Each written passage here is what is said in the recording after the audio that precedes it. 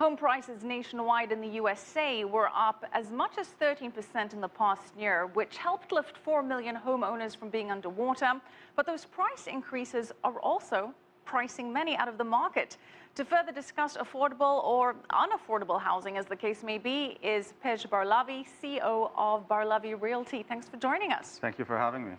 So, Pej, as we've been seeing in those two reports, many major metropolitan cities around the world are becoming basically unaffordable for most middle-income people to afford to buy homes in. Which cities globally are the most expensive?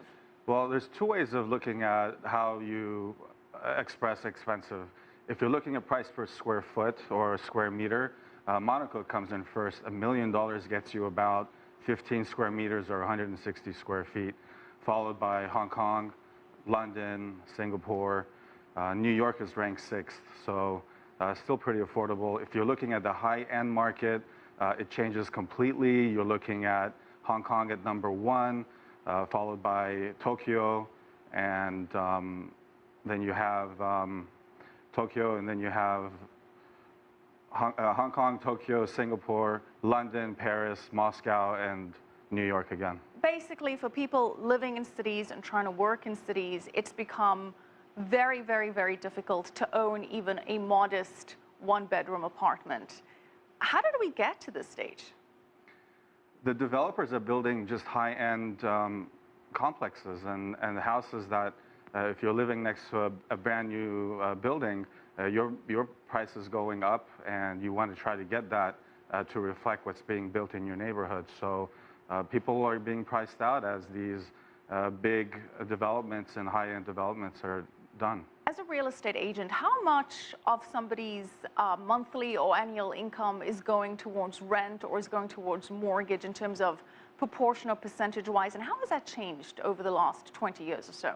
Well, you want to keep it nowadays at least 30% or less, 25 or 30%. If you're trying to get a mortgage, banks are not giving you those 45. If you had a loan-to-income ratio or debt-to-income ratio at 45%, it's very hard to come by that. So you want to keep it at 30% or less. And this has changed. 10 years ago, it was about 15%, 20%. Right. Rents in New York are astronomical. So. And New York is not even top of the list. It's number 7. Yeah. So rents are so high, people are paying as much as 50% of their salaries on rent. At least. Now, some cities, like we saw in Karina Huber's report, are taking some action against that, trying to help people with these so-called affordable housing programs. Tell us more about that. How does that work?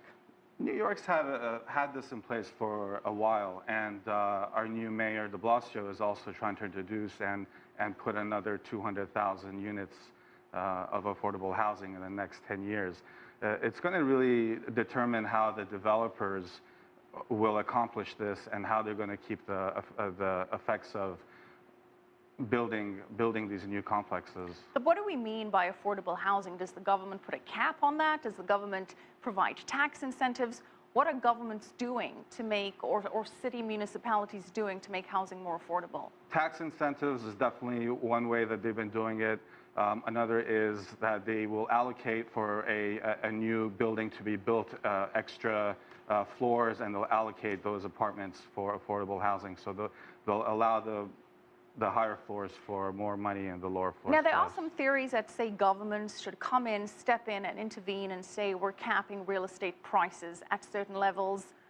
Do you think that governments should be taking that kind of action, or does that totally negate the principles of free markets? That's not good at all. That definitely negates the principles of the free market. How can you do that if you do that in a big city like New York? So what can you do to help people be able to afford homes? Is it more initiatives like the Freddie Macs and the Fannie Maes that provide cheaper loans? Is it something like that that governments should be implementing?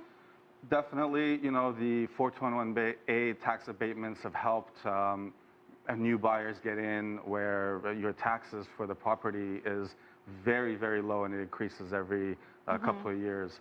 That's one way to do it. If you can cut cost of the developments, it's a good way of actually going through the process.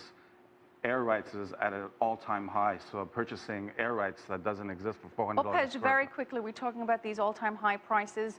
Which major global city do you think is nearing another housing bubble? New York, London, Shanghai? As a realtor, what's your number one watch? Well, the economist forecast is Beijing. This is the year 2014 for Beijing. Another one is London. London has over 120 new high-end developments that are coming in or being finished, so it's going to saturate their market. Followed by Toronto, Canada is another. Vancouver, Canada is another. New York is pretty high. I mean, the last 5 deals we've done have been over asking, but who knows? If they increase the interest rates at the end of the year, you may see the bubble burst. All right. We may be repeating that same vicious cycle. Thank you so much, Bej Barlevy, CEO of Barlevy Real.